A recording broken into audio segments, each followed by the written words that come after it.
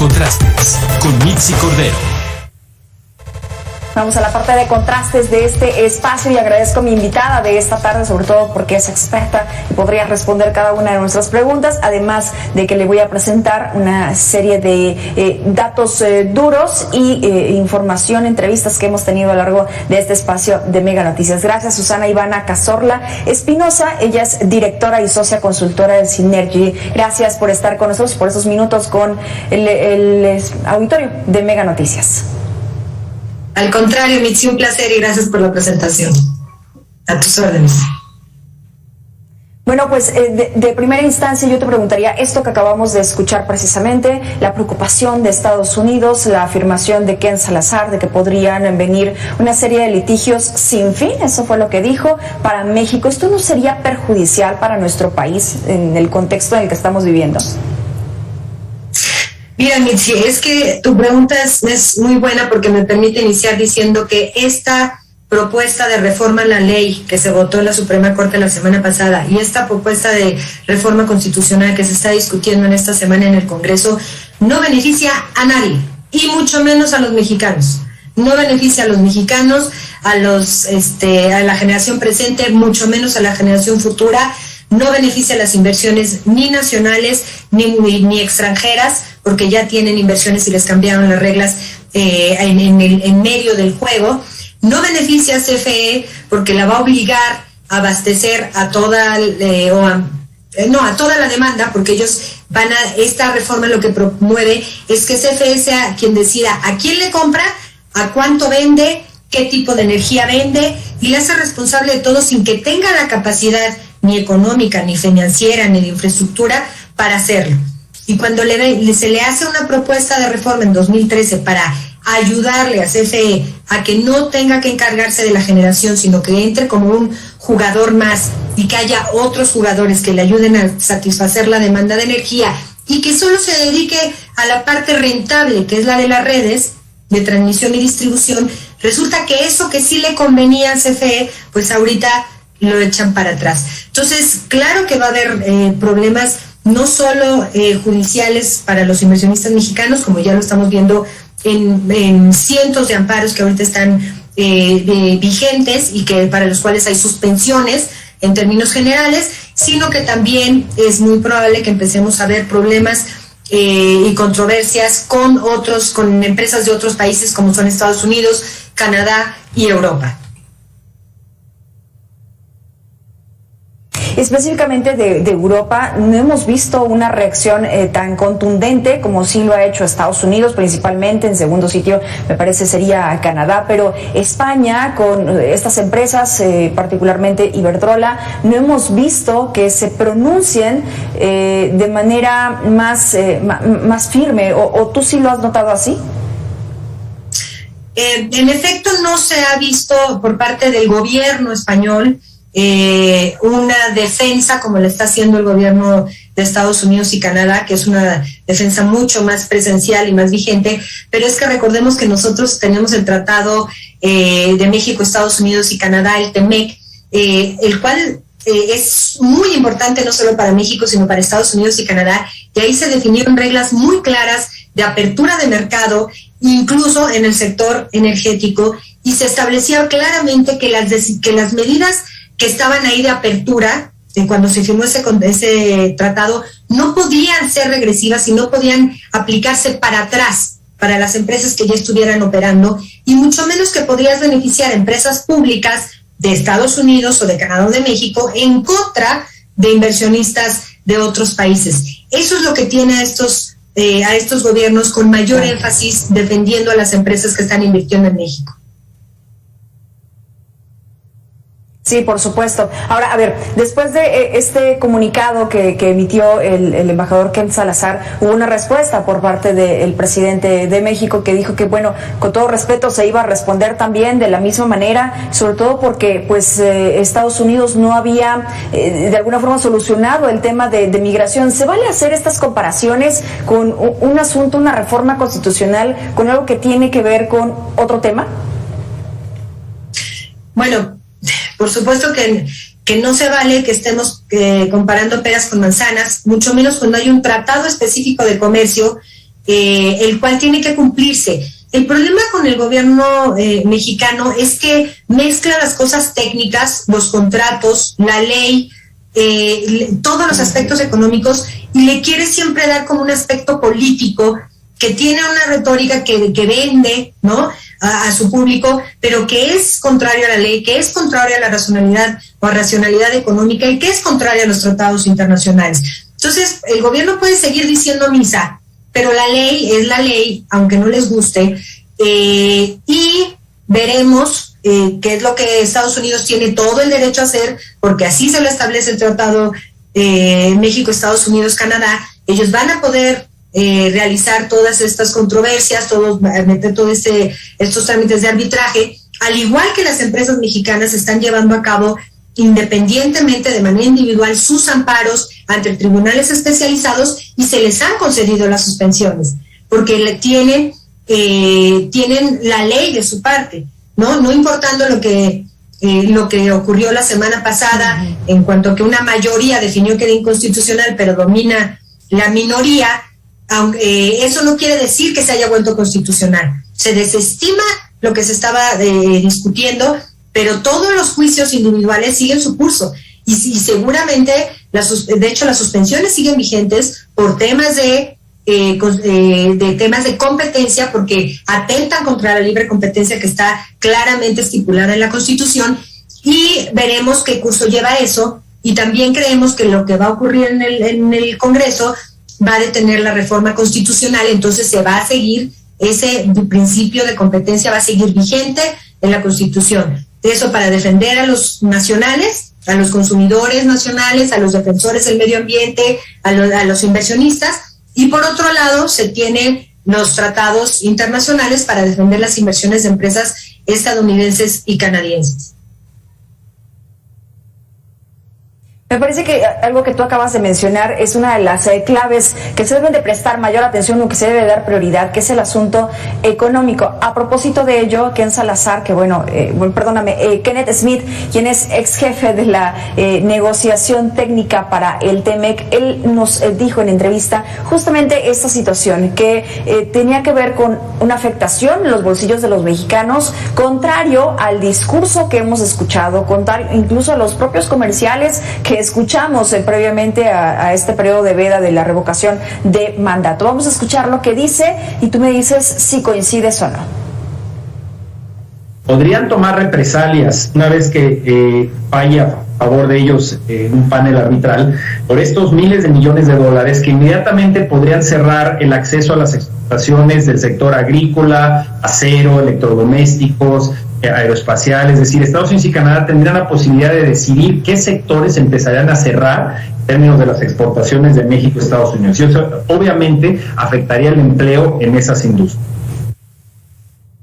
¿Qué opinas?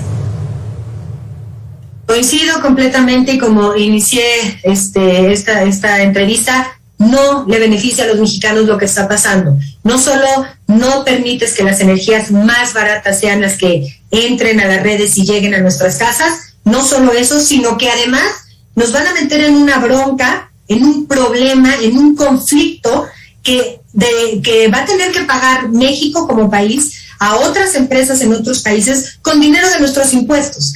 Y no solo eso, no solo vamos a tener que pagar con recursos públicos, sino que además, ¿te acuerdas del tema del aguacate que pasó hace un par de meses, en donde empezaron a haber problemas de que ya no podemos traer aguacates?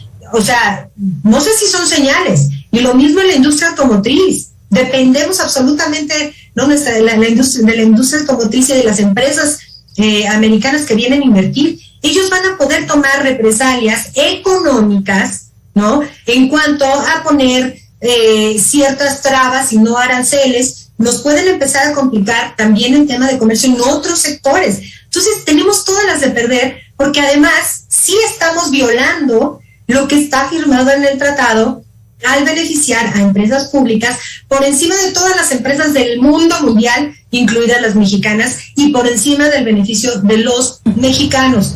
El principio fundamental es: nosotros queremos como mexicanos una energía que sea cada vez más limpia, nos están impidiendo que así ocurra. Nosotros los mexicanos queremos una energía que cada vez sea más barata, no nada más a través de las tarifas, porque esas las controla el gobierno, sino que de mis impuestos cada vez pague menos a energías caras, y eso también me lo están impidiendo. Entonces, si te fijas, perdemos todos.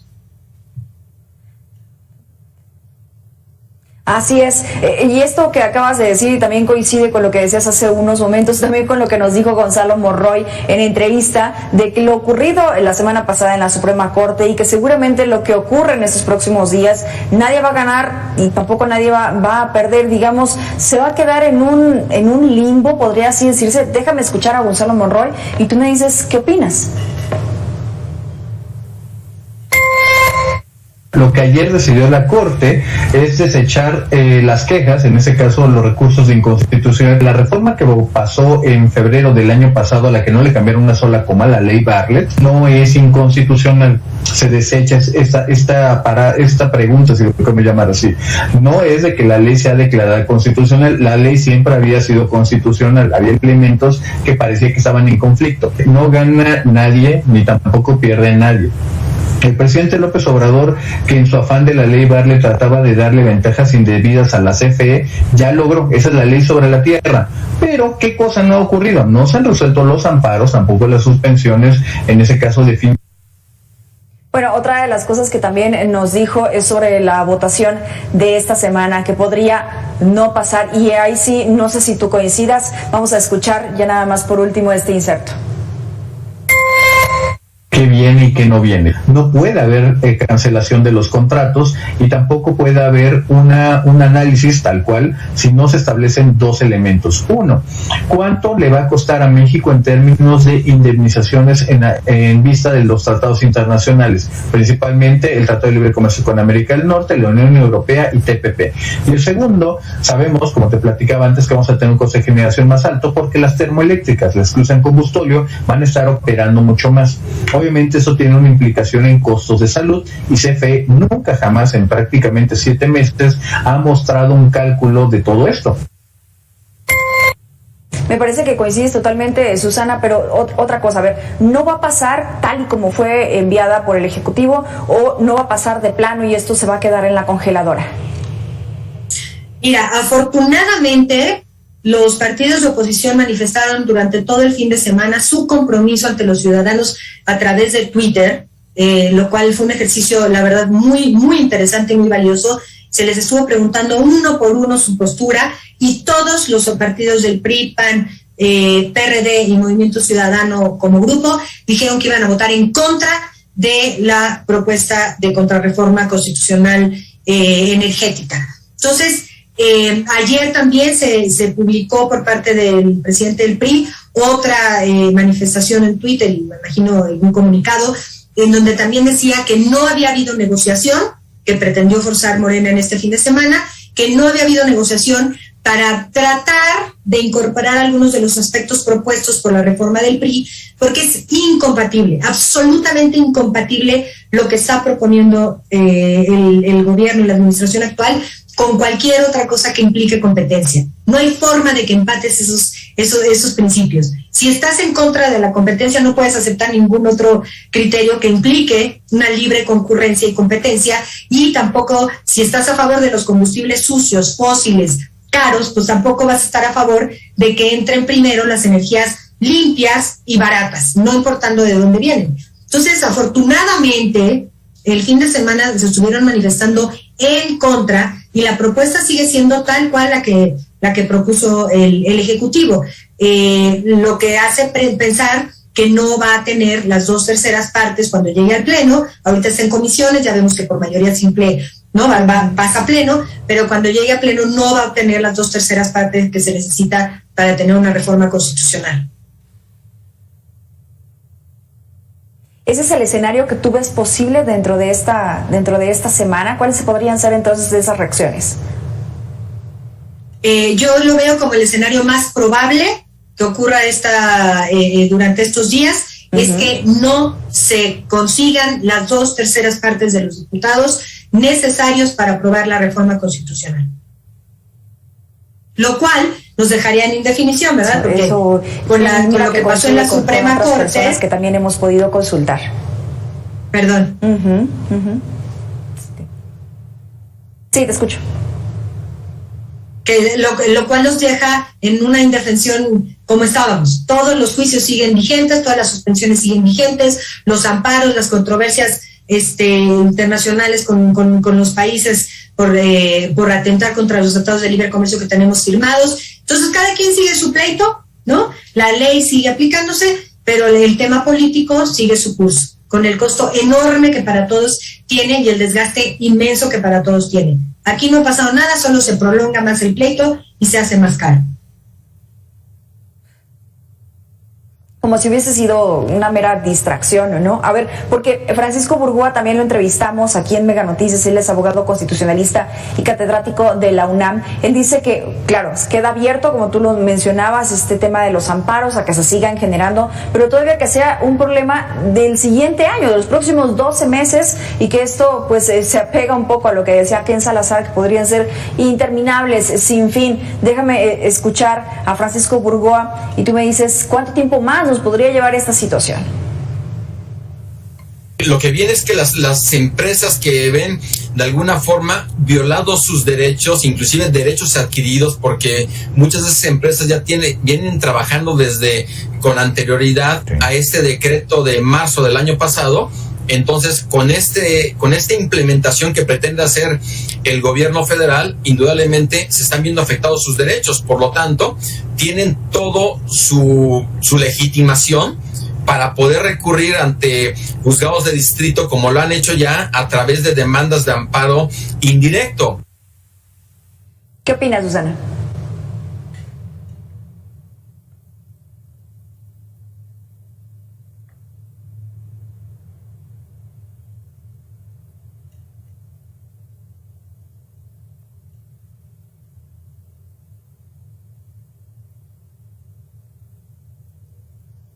No tengo. Perdón, perdí el sí, sonido. Tenemos problemas con el audio. Gracias. Gracias, perdón, Susana, yo no te escuchaba. Qué pena, no escucho.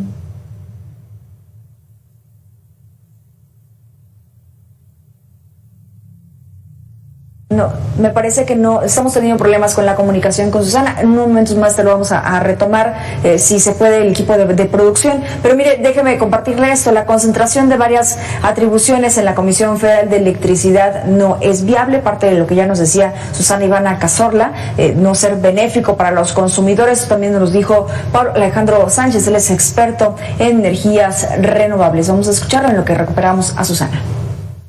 La idea de crear una CFE que no solo conjunte y vuelva a meter en una sola canasta transmisión, distribución, generación, comercialización, además va a regular, además va a ser el único comprador, además va a ser el único vendedor. Entonces, yo no veo de ninguna manera que esto beneficie al ciudadano, al consumidor, porque está creando una discrecionalidad terrible.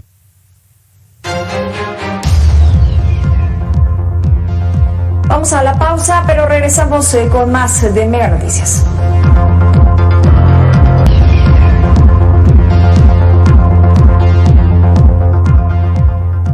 Estamos de regreso con más de Mega Noticias MX. Ya recuperamos la comunicación con Susana Ivana Cazorla Espinosa. Ella es directora y socia consultora de Synergy. Gracias, Susana. Tuvimos un problema técnico. Sin embargo, bueno, me quedaba yo con esta pregunta, que con esto terminaría la entrevista contigo.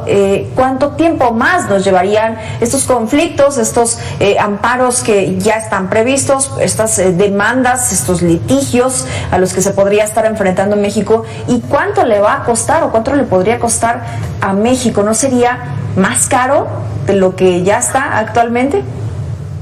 Sí, mira, los litigios de las empresas, de los organismos de la sociedad civil y de los consumidores que están ya en curso en México pueden tomar todavía un par de años para definirse, y hasta que no se resuelva hasta el último suspensión y hasta el último amparo, no puede quedar vigente la ley que discutieron en la Suprema Corte de Justicia la semana pasada.